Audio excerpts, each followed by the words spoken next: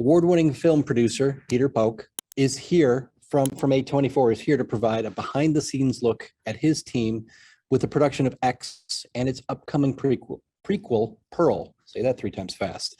For those watching after live, please follow the link below to see the trailer for X. Peter, thanks for joining us. Can you give us a little introduction to you, your company, and your role?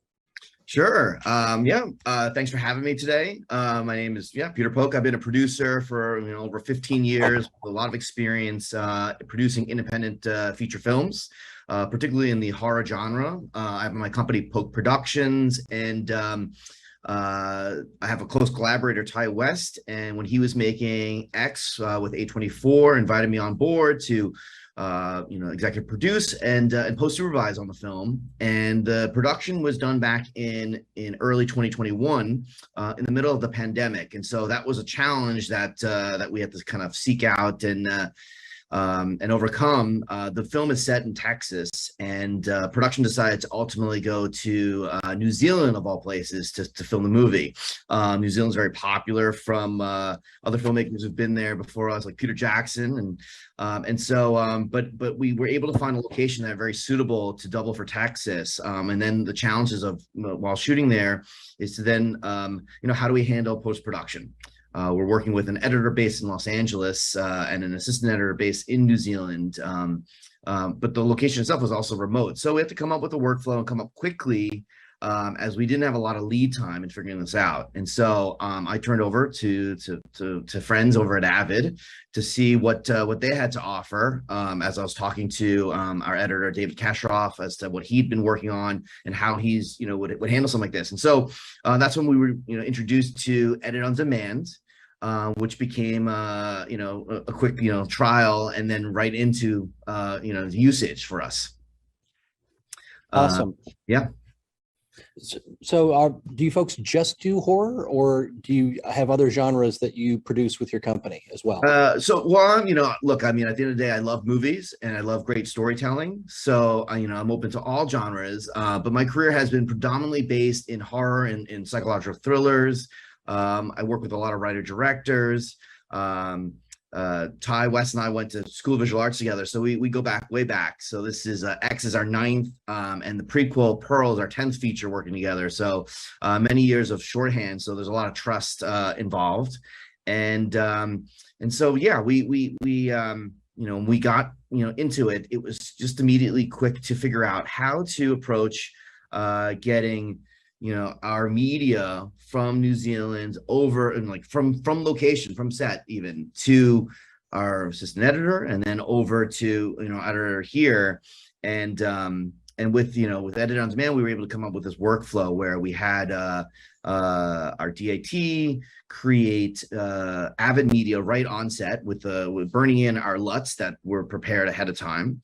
That media would travel in a vehicle 2 hours to get to our assistant editor, who's based out of Park Road Post, in a traditional facility. And the uniqueness of this situation is that New Zealand was able to isolate themselves during this pandemic. So there was no COVID going on. And so life was running as usual there at this time in early 2021. So Scott Milligan, our assistant editor, was able to receive the footage and prepare it, and then pop into the Avid Edit on Demand platform, which involves using File Catalyst to upload media. He was uploading Avid media through there, and then was able to access through the Teradici client right into this incredible virtual PC, super powerhouse PC that would launch right into Media Composer. And then the really exciting part is that it's connected to this virtual nexus. And so on the other side here in Los Angeles,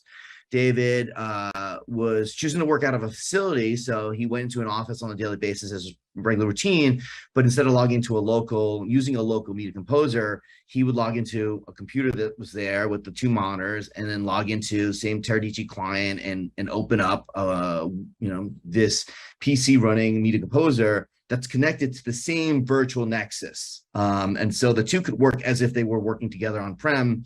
The big difference, obviously, is the time difference between Los Angeles and New Zealand, with New Zealand being nearly anywhere from 15 to 18 hours ahead of us. But we just leaned into those challenges and staggered the work schedules so that there was always something for Scott to kind of work on and prep for David. So when David would come in the next day, there would be work and ready and, business as usual.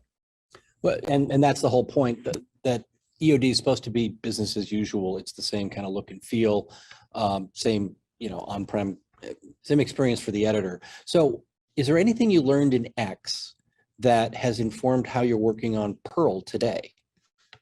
Yes. I mean, I think with what we learned on X was, well, after production had wrapped, Ty, who's always traditionally edited his previous features, joined David in the editorial room to kind of work on it. And what we learned on X ultimately is that Ty was still committed to editing on Pearl.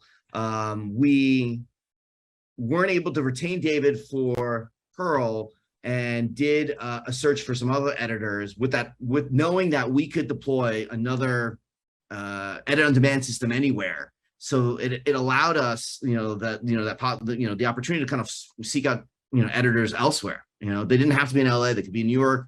They could be somewhere else in the world. Ultimately, the editor that Ty really wanted to work with, potentially collaborate with, wasn't available. And so, the commitment was just to move forward and edit traditionally. This time he's staying in New Zealand to kind of do it. So we shifted back to a traditional system, just editing on Media Composer locally.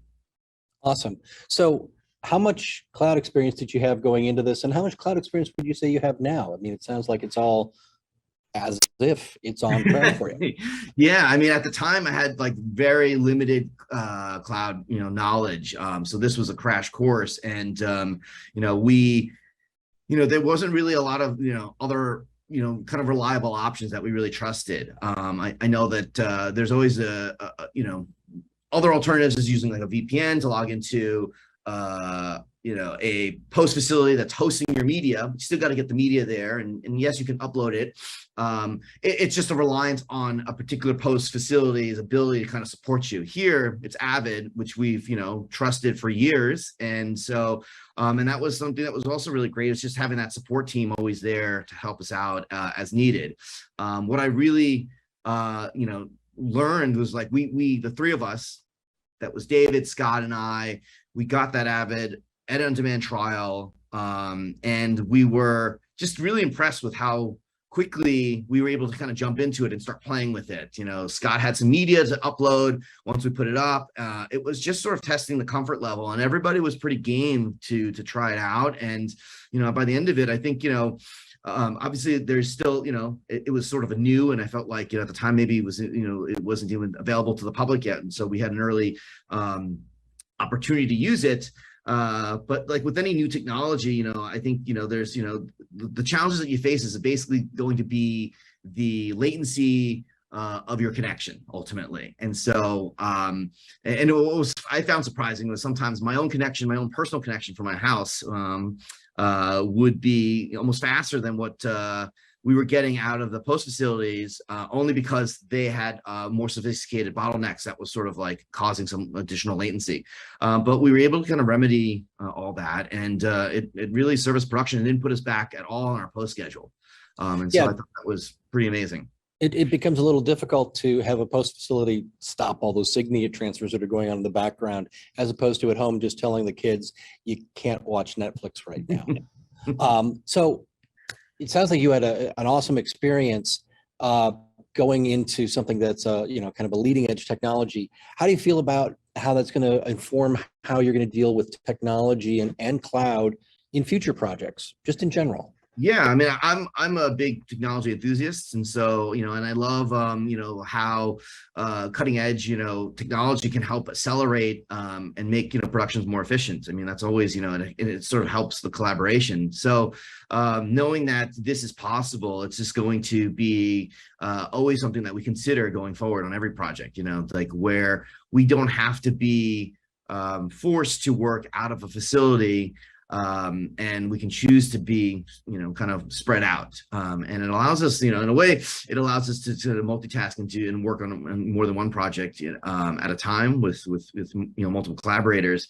But I'm excited. I think, and also with all technology, I mean, when we think about something as simple as a cell phone and how much it has advanced over the years, and I think, with this, and then it's already a year later, and I know from the team at Avid about all the new stuff and the new features coming forth, and so it's very exciting. And the big thing, is also cost. And that's something that I had to kind of like decide. Is like, is this going to be cost effective? And it absolutely was. It was the scalability of the Edit on Demand platform, where we were able to add these seats as we as needed, and in addition to that, all the storage space on the Nexus. So traditionally we're used to renting a Nexus from a facility on a weekly basis, and it's usually the full amounts, 10 terabytes, and early in a project you certainly don't need that much shared storage. In fact, so we will start at 1 terabyte modestly, and then as production went along, added more and more. And once we're into the heart of post-production, I think we topped about 5 terabytes in total with all the cuts that we were putting up there. Excellent. And, even the smallest on-prem Nexus, that would be 20 terabytes that you'd have to start with. Just interesting little cost benefit analysis there.